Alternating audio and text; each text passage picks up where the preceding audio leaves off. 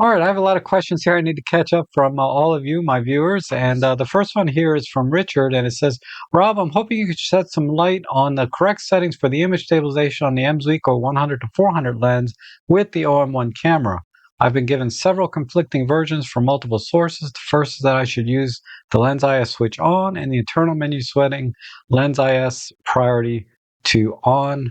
I've also been told the opposite, turn off the Lens IS switch and the Lens IS priority to off. One source said it was distance dependent, etc. Okay, so there's a lot of different things here. All right, so let me start out by saying I don't actually own this lens, so I'm not going to be able to tell you from personal experience what settings work best for me. But that said, I did do a lot of due diligence here. I went through and I read 30 or 40 forum posts, across the world here, and I also, watched several YouTube videos about this lens, and then I also went to the Olympus website and read what the visionary said about it. And they didn't really give any specific tips. They just talked about how great the lens was, of course, but it is a very good lens, but basically, what I came down to was two what I think are very definitive sources in my mind. The first one is a video by Robin Wong specifically about this lens, and you've probably seen it. But I'm going to put a link down that to that video down below for everyone that may not have, including yourself. But essentially, what he said was, when you're shooting at very long focal lengths, 400 millimeters, for example, you want to have the image stabilization switch on the lens turned on. You want to have the image stabilization in the camera set to SIS auto. And you want to go into the menu setting and turn lens IS priority to on. And the logic here is that, at longer focal lengths, the lens image stabilization is better than using the sensor stabilization. And when you have them working both together, you effectively get a three-axis stabilization. So you get, in the lens, you get pitch, you get yaw, and then in the camera, you will get roll. But this is specific to the cameras that have 5-axis image stabilization. So we're talking about the OM1, EM1 Mark III, EM1X, and also the EM1 Mark II. And then Robin also gives some very good tips on how to get sharper images using that lens, not related to the image stabilization. So I definitely recommend you watch that. Now, there was another article that conflicts a little bit with what Robin said. What they recommended was specifically to turn the switch on the lens image stabilization to off and only use the camera's in-body image stabilization. And they found that they got significantly better results with the OM1, EM1 Mark III, EM1X, but not the EM1 Mark II. They found that on the EM1 Mark II, it was better to always have that image stabilization switch on the lens turned on, and they got significantly better results that way. So now we're kind of in the same place where we started, right? Do we turn the lens switch on or do we turn the lens switch off? So this is what I'm going to recommend, and this is partially based on my own personal experience. If you're shooting a subject that is stationary, like a bird on a stick and a tree, then I would make sure that all the stabilization is turned on everywhere. The lens, the body, and the menu setting. All of that needs to be on all the time for more stationary objects. However, when you go to birds in flight, particularly smaller birds that move very quickly, um, I would just turn off all stabilization and just make sure my shutter speeds were at least 1/2000th of a second, but I like to shoot at 1/3000th, 1/4000th of a second. I've shot thousands of images with no image stabilization and never had a problem with any kind of motion blur or shake because I had image stabilization turned off when you're at that high of a shutter speed. Uh, that is, I think, a safe bet. So you're definitely going to need to set up your customizations in your camera for birds on a stick and for birds in flight. And that's what I do. I have a C2 and C3, or I forget which one is which, but I have them set up that way so that I have one for slower subjects where I have the shutter speeds down to 1/1000th of a second, and all the image stabilization turned on. And then I have another custom setting where I have all the image stabilization turned off, but my shutter speed minimum is 1/2000th of a second, if not more commonly 1/3000th and 1/4000th. And then one more thing I'm going to add, and this was repeated in the article that I'm going to link to, is always use electronic shutter. You don't have to worry about rolling shutter, and really this is the default setting anyway when you're in SH2 and Pro Capture. All right, this question is from 6B Productions, and he says, I need to use my V1 as an on-camera trigger. Can the slave mode change to master? Yeah, it's very simple. I'll show you. All right, it's very simple. You just have to push this button over here on the far right that has kind of like the zigzag to it. Right now, the flash is just in simple on-camera mode. We push it again.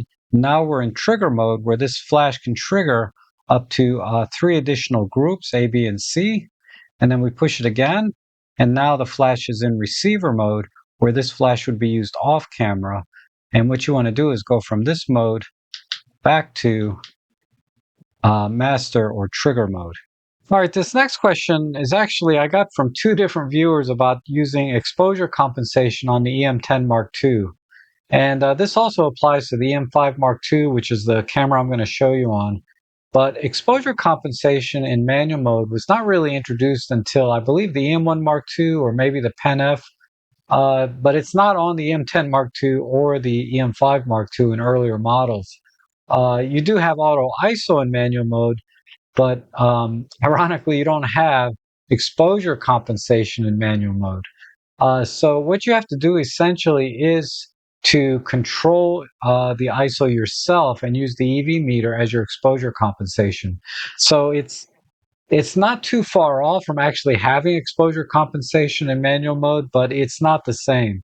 But I'll show you a workflow that is kind of a workaround that may help. All right, here's my EM5 Mark II, but it'll be identical on the EM10 Mark II. And I have the camera in manual mode. So let's go into the menu.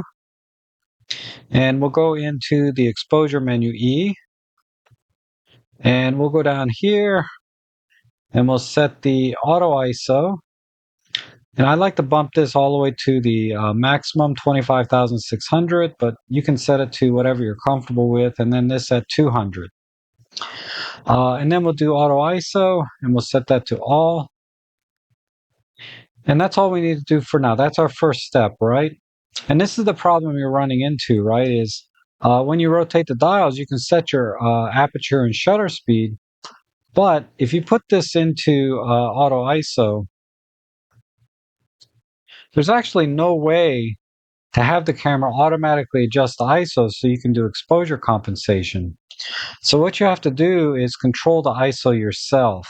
And like I said, this is a workaround. So let's go into the menu. And let's go to the button menu this time. And button function. And I'm going to change the multifunction button here, which is the same on the EM10.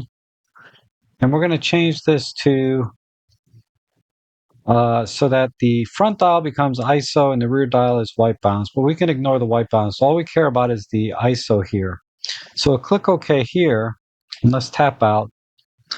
So let's say I want to dial in 1/60 to the second f5.6, but I want a +2 EV exposure compensation. All I have to do is tap this button here. It brings up the ISO menu, and then I just dial this in until I see +2 here, like that. So now I have 1/6 to the second at 5.6 with +2 exposure compensation, and this was accomplished because we bumped the ISO to what it needs to be. And then conversely, if we want a -2 exposure comp, I can just tap the button here, function 2 button, and just roll the ISO down until I get to a -2. So now I'm at 1/60, that 5.6 -2. And, obviously you can dial this to whatever you want. If I just want +1 exposure comp, I'm at +1. So it's a similar workflow to my last video when I showed you how to adjust exposure compensation on the M5 Mark III and the OM1, etc. But instead of dialing the exposure compensation in directly, you're just dialing the ISO yourself.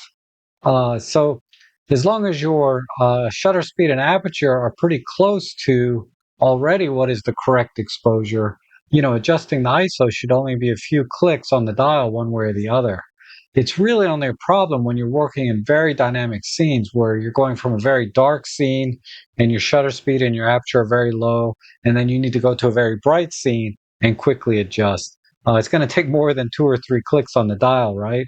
But that's probably the best you can do with these older cameras. So if anyone else has any other questions, feel free to leave them in the comments below. And if you find these videos helpful and you want to support what I do here, you can make a small donation in the links below because they help me to continue making videos like this, and they're greatly appreciated.